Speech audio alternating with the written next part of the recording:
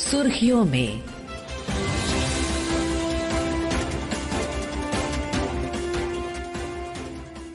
ये आकाशवाणी है। प्रस्तुत है कार्यक्रम सुर्खियों में। इसके अंतर्गत सुनिए प्रमुख निवेश केंद्र के रूप में उभरते पूर्वोत्तर भारत पर चर्चा।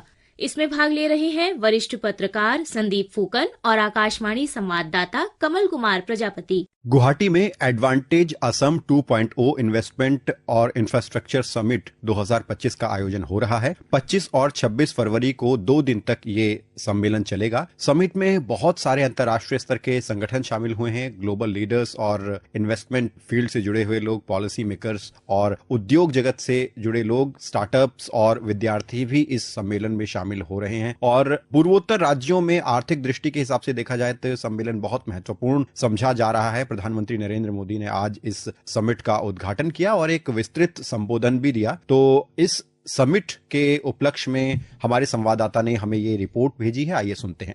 प्रधानमंत्री श्री नरेंद्र मोदी ने कहा कि असम अब असीमित संभावनाओं का केंद्र और दक्षिण पूर्व एशिया और भारत का प्रवेश द्वार है। असम पूर्वी भारत का विनिर्माण केंद्र होगा और उद्योगपतियों से इस रणनीतिक स्थानों का लाभ उठाने का आग्रह किया। प्रधानमंत्री ने यह भी बताया कि उनकी सरकार कनेक्टिविटी के बुनियादी ढांचे में सुधार और इस क्षेत्रों में स्थानीय आपूर्ति श्रृंखलाओं को मजबूत करने पर भी काम कर रही है। आज इस अवसर पर कोई समझौता ज्ञापनों पर हस्ताक्षर किए गए हैं। आमिनुल हक जत्तार, आकाशवाणी समाचार, गुवाहाटी।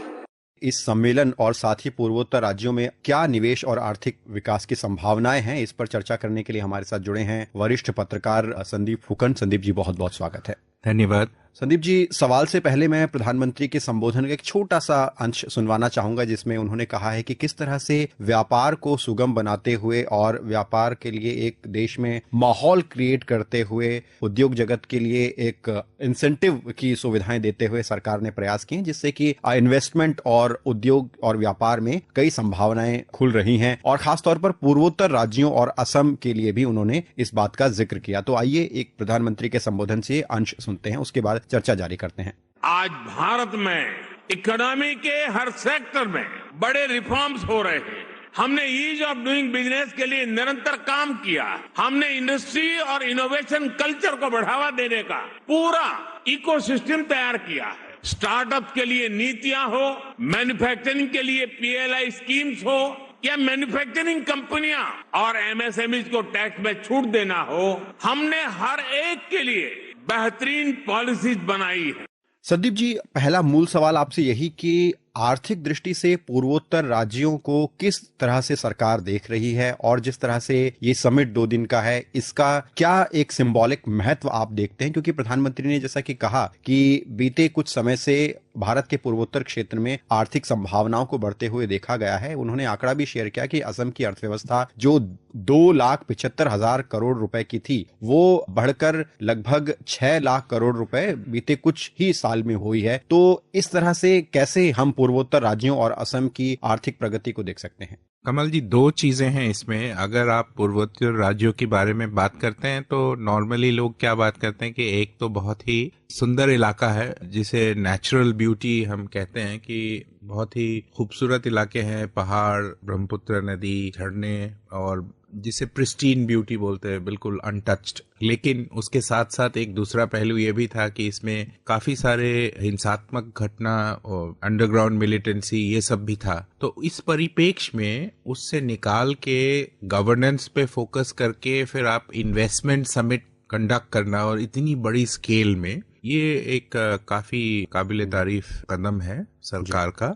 और जैसे कि आपने कहा कि असम सबसे पूर्वोत्तर में सबसे बड़ा राज्य है, तो नॉर्थ ईस्ट जो है ये गेटवे है, एक द्वार है साउथ ईस्ट एशिया के लिए। तो ये प्रधानमंत्री ने भी अपने भाषण में ये दोहराया। स्ट्रेटेजिकली बहुत लोकेटेड है। हम 3 जो हमारे नेबर्स हैं, ऊपर में चाइना है, इधर बर्मा या म्यांमार है, और नीचे बांग्लादेश। तो स्ट्रेटेजिकली भी बहुत इम्पोर्टेंट है। सरकार चाह रही है कि एक पुश दिया जाए। 2 कारण हैं। एक तो नौकरी की सृजन होगी, और इन्वेस्टमेंट अगर वहां होती है तो नौकरी की सृजन होती है, तो जाहिर सी बात है कि लोगों की जो स्टैंडर्ड ऑफ लिविंग है, लाइफस्टाइल मतलब स्टैंडर्ड ऑफ लिविंग जो है वो बदलेगा, वो सुधार होगा, लोग खुशहाल होंगे।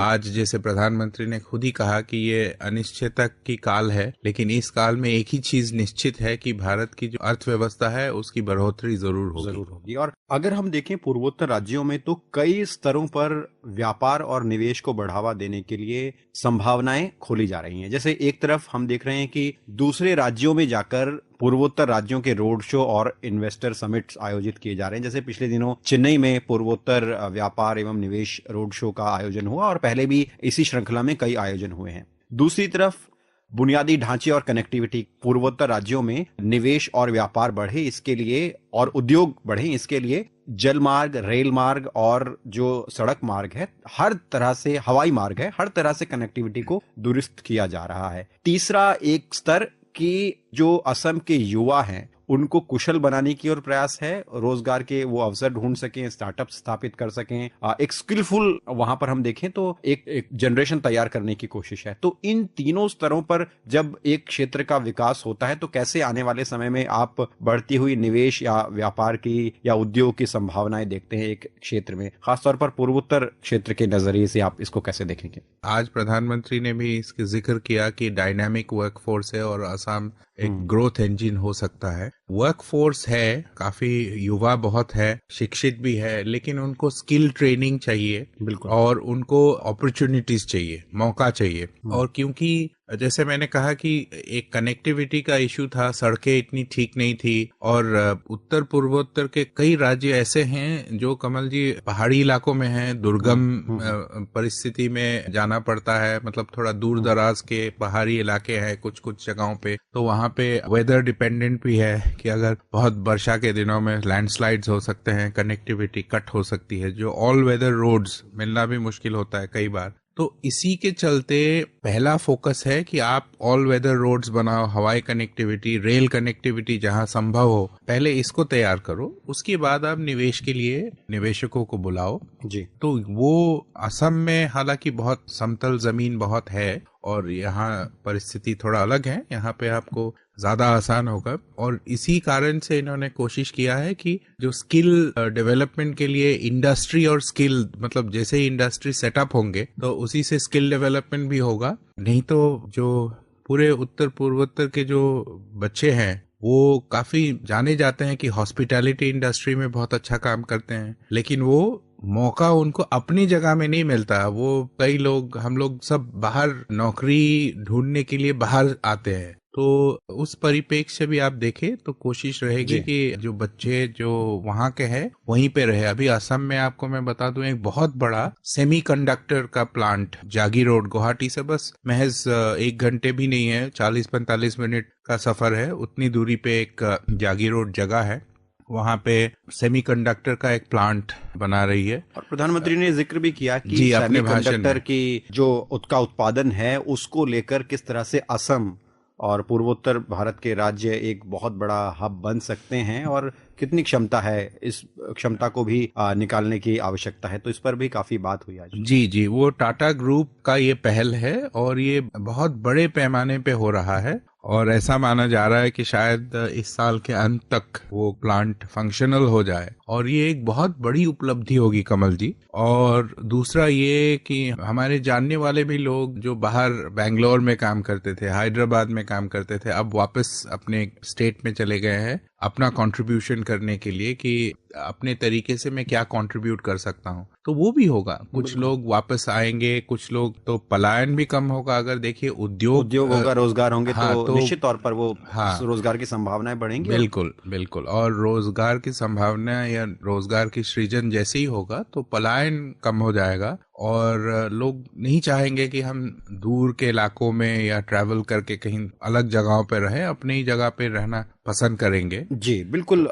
असम एडवांटेज 2.0 में बहुत सारे लोगों ने शिरकत की, बहुत सारे उद्योग क्षेत्र से जुड़े हुए लोग थे। तो कुछ हम आपको बातचीत सुनवाते हैं। हमारे संवाददाता ने कुछ लोगों से वहां बातचीत की। सबसे पहले हम आपको सुनवा रहे हैं कि आंध्र प्रदेश के एक उद्योगपति जो असम में पहुंचे और किस तरह से निवेश के लिए उन्होंने मैन्युफैक्चरिंग के लिए संभावनाएं ढूंढी, उनसे की गई बातचीत आपको सुनवाते हैं। हम लोग असम एडवांटेज 2 पे आए एंड पहले हम लोग हैदराबाद में मिले थे असम गवर्नमेंट के तरफ and we have give our interested we have gave an intent to show that how this is going to be done, but later on once we have seen the reception of the Assam government, we are very much excited and हम लोग अभी हमारा total investment है 6,500 in 2 phases. First one is 3,000 crores, second one is 3,500 crores. So ये पूरा employment generate होगा nearly approximately on an average 10,000 people के लिए direct and indirect. हम लोग अभी पूरे paper and pulp manufacturing industry है, हम लोग एक coach and power plant भी यहाँ पे develop करेंगे, उसके हिसाब से will generate large number of employment also.